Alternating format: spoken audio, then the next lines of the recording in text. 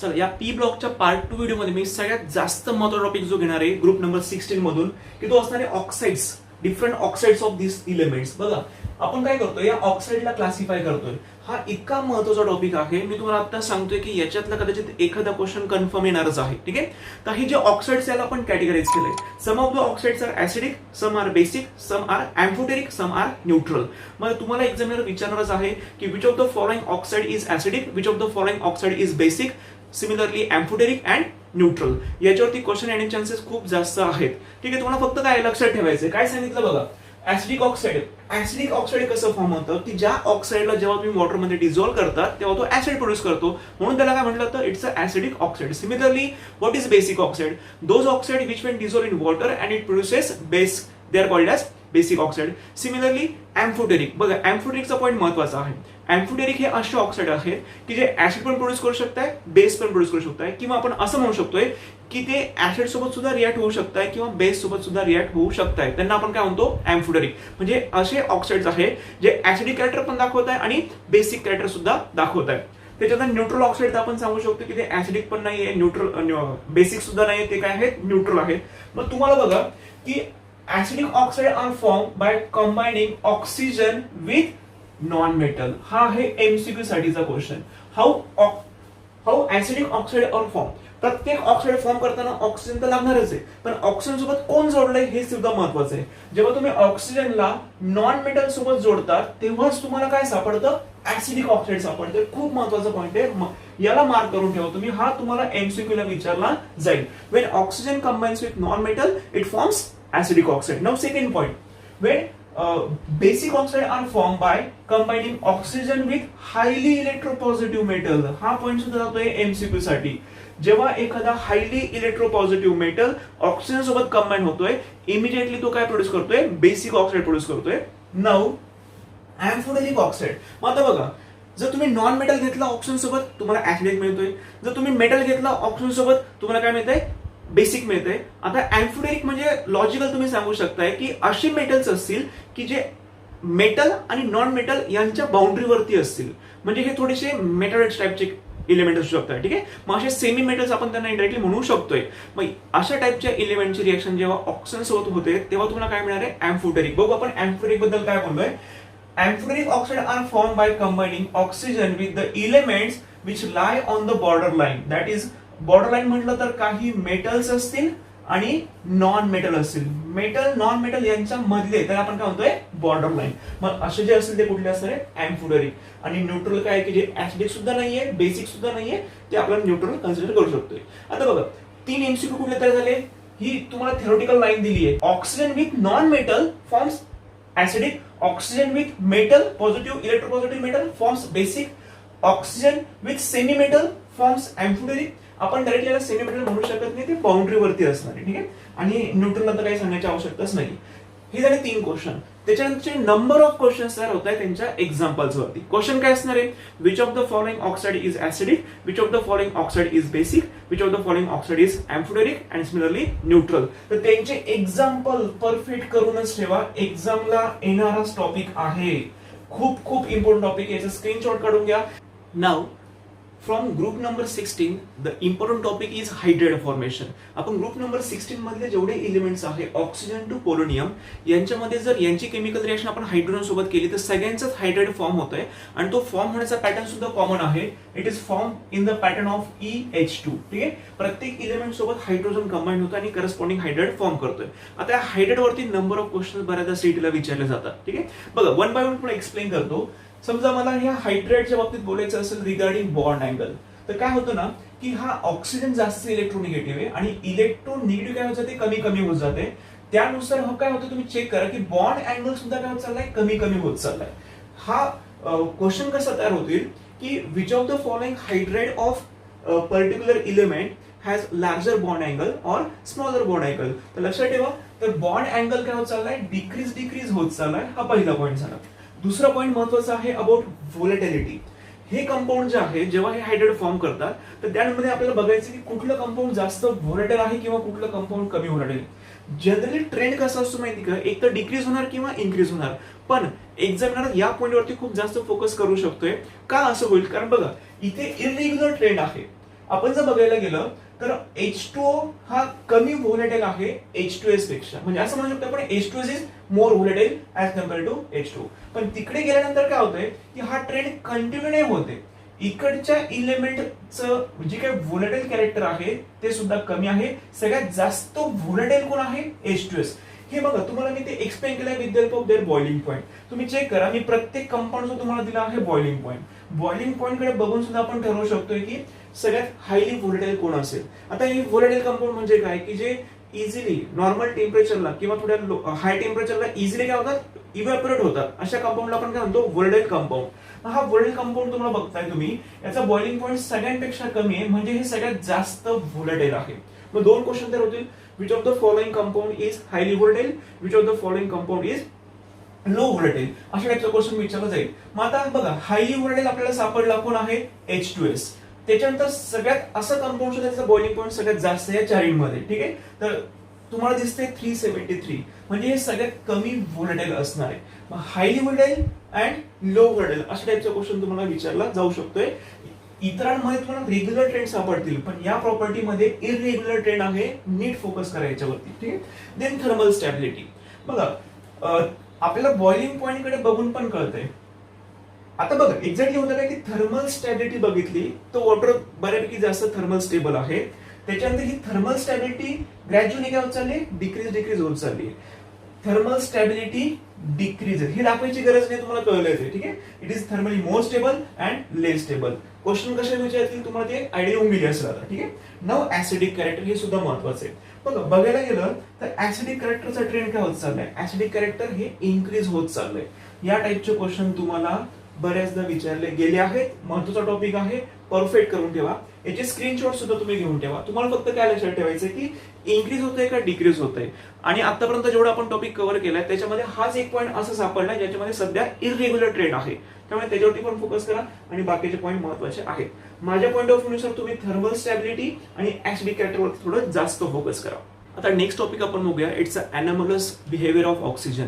अॅनॅमलस behaviour मध्ये जे काही डिफरंट प्रॉपर्टी क्रिएट होतात त्या प्रॉपर्टीवरती सुद्धा बरेचदा एमसीक्यू विचारले गेले. आपण काही महत्वाचे पॉईंट डिस्कस करूया आता. Now the first property is magnetic behaviour. बघा जेवढे काही ऑक्सिजन टू पोलोनियम हे जे काही एलिमेंट्स आहे यांच्यामध्ये ते डायऑक्सिजन किंवा आपण सिम्पली ऑक्सिजन म्हणून, हाच फक्त काय आहे पॅरामॅग्नेटिक आहे आणि बाकी सगळे कुठले असणारे इट्स अ डायमॅग्नेटिक. बघा युनिक प्रॉपर्टी आहे, एमसीक्यू विचारला जाईल. कसा क्वेश्चन असेल, which of the following is paramagnetic in nature. Option ABCD. The correct option is oxygen. लक्षात ठेवा, only oxygen is paramagnetic and other are diamagnetic. महत्वाचा पॉईंट आहे. Second is hydrogen bonding. This is also very important. बघा त्यांचं असं म्हणणं आहे की ऑक्सिजन फॉर्म्स हायड्रोजन बॉन्डिंग. समजा मी वॉटर घेतलंय किंवा एखादं अल्कोहोल असेल, कार्बोक्सिलिक ऍसिड असेल, तर याच्यामध्ये जर मी ऑक्सिजनला ऍड केलं तर ऑक्सिजन हा इलेक्ट्रोनिगेटिव्ह आहे, त्यामुळे तो इझिली काय फॉर्म करतो, हायड्रोजन बॉन्डिंग फॉर्म करतो. Oxygen forms hydrogen bonding but due to decrease in the electronegativity other element do not form hydrogen bonding. कोण हायड्रोजन बॉन्डिंग फॉर्म करतं आणि कोण हायड्रोजन बॉन्डिंग फॉर्म करत नाही, या टाइपचा क्वेश्चन विचारला जातो. त्याच्यानंतर पुढचं आहे महत्वाचं हायड्राइड. मी तुम्हाला आता पण बोललो होतो की हे सगळेच एलिमेंट त्यांचं करस्पॉन्डिंग हायड्राइड फॉर्म करतात. पण मग विचारलं की कुठलं हायड्राइड गॅस स्टेटला आहे, कुठलं हायड्राइड लिक्विड स्टेटला आहे, त्यावरती क्वेश्चन विचारला जाईल. माझं बघा इथे रूम टेम्परेचर, याला महत्वाची कंडिशन काय, रूम टेम्परेचरला ऍट नॉर्मल टेम्परेचर और room temperature the hydride of oxygen is in liquid state and the hydride of other element is in gaseous state. कुठलं हायड्राइड रूम टेम्परेचरला गॅसेस स्टेटला आहे किंवा लिक्विड स्टेटला आहे असा question विचारला जाईल. मग हे तिघही पॉईंट एमसीक्यू एमएसटी सीईटी साठी खूप महत्वाचे आहेत. हवं त्याचा तुम्ही स्क्रीनशॉट काढून घ्या.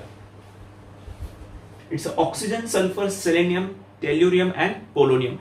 याच्यामध्ये आपल्याला महत्वाचं काय स्टडी करायचं आहे की ह्या तर जनरल फिजिकल प्रॉपर्टीज आहे. तुमच्या या आतापर्यंत प्रॉपरली 100% लर्न सुद्धा झाले असतील, नसेल तर आपण एकदा ओव्हरलुक करणारच आहोत. पण याच्यामध्ये हा सगळ्यात महत्वाचा पॉईंट माझ्यासाठी आजचा असणार. ठीक आहे, आपण याच्यात कंटिन्यू करूया. बघा सगळ्यात महत्वाच्या ज्या फिजिकल प्रॉपर्टी असतात, फॉर एक्झाम्पल त्याचा कोव्हलंट रेडियस असेल, आयनिक रेडियस असेल, ऍटॉमिक रेडियस असेल, त्याच्यानंतर density, melting point, boiling point, ionization enthalpy, electronegativity and electron gain enthalpy. याच्यावरती बघा या फॅक्ट आहे, एक तर ते इन्क्रीज होणार किंवा डिक्रीज होणार, ते तुम्हाला लक्षात ठेवणं गरजेचं आहे. तर याच्यामध्ये बघा जनरली काय होतं की covalent radius, ionic radius, atomic radius हे जनरली इन्क्रीज होत आहे आणि जर ॲटमची रेडियस वाढते किंवा आयनची रेडियस वाढते तर ऑब्व्हियसली डेन्सिटी इन्क्रीज होणार आहे. ठीक आहे. त्याच्यानंतरची महत्वाची फिजिकल प्रॉपर्टी की मेल्टिंग पॉईंट आणि बॉइलिंग पॉईंट हे ऑब्व्हियसली वाढणारच आहे. या केसमध्ये आयनायझेशन एन्थॅल्पी, इलेक्ट्रोनिगेटिव्हिटी आणि इलेक्ट्रॉन गेन एन्थॅल्पी या सुद्धा 3 महत्वाच्या प्रॉपर्टीज आहे. या काय होत आहे, डिक्रीज होत आहे. ठीक आहे. मी आज याच्यावरती खूप जास्त बोलत नाही, त्या फॅक्ट आहे, तुम्ही त्याचा स्क्रीनशॉट काढून घ्या. ते इन्क्रीज डिक्रीज तुम्हाला महत्वाचं आहे. इलेक्ट्रॉन गेन एन्थॅल्पी सुद्धा महत्वाचं आहे. आता महत्वाचा टॉपिक आपण डिस्कस करूया. जर आपण बघितलं metallic character, now oxygen and sulfur are clearly non-metals. Yes or no? After that, selenium and tellurium they are metalloids. त्यांच्यामध्ये थोडंसं मेटॅलिक कॅरेक्टर वाढतंय आणि जो पोलोनियम आहे हा मेटल आहे no doubt, but it is radio element. हे सुद्धा लक्षात ठेवा की क्वेश्चन असा विचारला which of the following is radio. Option A B C D यातलेच असणार आहे. तर polonium is radio which having very short life, त्याचा लाईफ खूप कमी असतं. तर मेटॅलिक कॅरेक्टर काय होणार, त्याचं इन्क्रीज होईल. Now will talk about the oxidation state. बघा ग्रुप नंबर 16 आहे, त्याचं जनरल इलेक्ट्रॉनिक कॉन्फिगरेशन आहे NH2NP4. NH2NP4 shows that valence shell consists of 6 electron. Yes or no? And according to 6 electron, it shows the electronic configuration NH2NP4 आणि त्यानुसार आपण त्याचं oxidation rate decide करू शकतो minimum to maximum. Minimum oxidation state तुम्हाला दाखवणार आहे -2 आणि मॅक्स टू मॅक्स ऑक्सिडेशन तुम्हाला सापडेल +6. तर आता हे element to element oxygen state vary करणारच आहे. आता सगळ्यात महत्वाचा हा क्वेश्चन बघा, when oxygen shows positive oxidation state. बघा आपण ऑक्सिजनच्या बाबतीत जर बघितलं तर generally oxygen shows negative oxidation state. ठीक आहे ना. मग आपण बरेचदा काय करतो, ऑक्सिजनवरचा चार्ज किती घेतो, -2. त्याच्यामध्ये अजून एक एक्सेप्शन आहे हायड्रोजन पेरॉक्साइड. हायड्रोजन पेरॉक्साइड म्हटलं काय, H2O2. H2O2 मध्ये या केसमध्ये आपण ऑक्सिजनचं चार्ज किती घेतो, -1 घेतो. जनरल तुम्हाला -2 दाखवणार in most of the compound, पण हे एक एक्सेप्शन आहे H2O2 की ज्याच्यामध्ये ऑक्सिजनचा ऑक्सिडेशन नंबर किती घेतो आपण, -1 घेतोय. याच्या व्यतिरिक्त पण तुम्हाला हे माहिती पाहिजे, याच्यावरती क्वेश्चन विचारला जाऊ शकतोय की ऑक्सिजनचं असं कुठलं कंपाऊंड आहे ज्याच्यामध्ये ऑक्सिजन काय दाखवतो, पॉझिटिव्ह ऑक्सिडेशन स्टेट दाखवतोय. आता हे केव्हा घडतं, जेव्हा ऑक्सिजनचं कॉम्बिनेशन अशा इलेमेंट सोबत होईल जो इलेमेंट ऑक्सिजन पेक्षाही जास्त इलेक्ट्रोनिगेटिव्ह असेल. ठीक आहे. ऑक्सिजन सोबत असं एलिमेंट असलं पाहिजे की जो ऑक्सिजन पेक्षाही जास्त इलेक्ट्रोनिगेटिव्ह असेल. तर जनरली असं एक कंपाऊंड आहे, इट इज OF2. ठीक आहे. बघा ऑक्सिजन इलेक्ट्रोनिगेटिव्ह आहे पण त्याच्याही पेक्षा जास्त कोण आहे, फ्लोरीन इलेक्ट्रोनिगेटिव्ह आहे. आणि अशाच केसमध्ये ऑक्सिजनची ऑक्सिडेशन स्टेट काय येते, पॉझिटिव्ह येते. ठीक आहे. हे लक्षात ठेवा. मग हे इलिमेंट लक्षात ठेवा, OF2 हा सुद्धा MCQ ला विचारला जाऊ शकतोय. आता या केसमध्ये बघा मला काही महत्वाचं सांगायचं की फॉर एक्झाम्पल सल्फरचं आपण ग्राउंड स्टेट इलेक्ट्रॉनिक कॉन्फिगरेशन बघितलं, it is 3s2 3p4 3d0. याच्याकडे व्हॅकंट डी ऑर्बिटल प्रेझेंट आहे. जेव्हा आपण या सल्फर ऍटमचं एक्साइटेशन करतो, फर्स्ट एक्साइटेड स्टेट, त्यावेळेस काय होतं, one of the electron from 3p orbital is get shifted into 3d orbital. इथला एक इलेक्ट्रॉन काय होतो, तिकडे ट्रान्सफर होतोय, कारण आपण त्याला काय करतोय, एक्साइटेशन करतोय. एक्साइटेशन झालं तर एक इलेक्ट्रॉन तिकडे ट्रान्सफर झालाय, ही फर्स्ट आहे.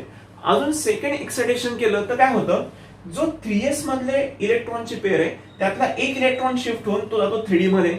म्हणजे प्रत्येक ऑर्बिटल मध्ये आता सिंगल इलेक्ट्रॉन दिसतोय तुम्हाला. याच्यानुसार तुम्हाला त्याचा विचारला जाऊ शकतोय की त्याच्या एक्झॅक्टली ऑक्सिडेशन स्टेट काय असते. ग्राउंड स्टेटला जर आपण बघितलं तर इथे अनपेड इलेक्ट्रॉन किती आहेत, 2 अनपेड आहे. तर ग्राउंड स्टेटला सल्फरची ऑक्सिडेशन स्टेट किती असते, +2 असते. फर्स्ट एक्साइटेड स्टेटला ऑक्सिडेशन स्टेट काय असते असा क्वेश्चन विचारला जाऊ शकतोय. तर बघा अनपेड किती आहे, जेव्हा त्याचं आपण या ऍटमचं एक्साइटेशन करतो तर एक इलेक्ट्रॉन ट्रान्सफर होतो या साईडला.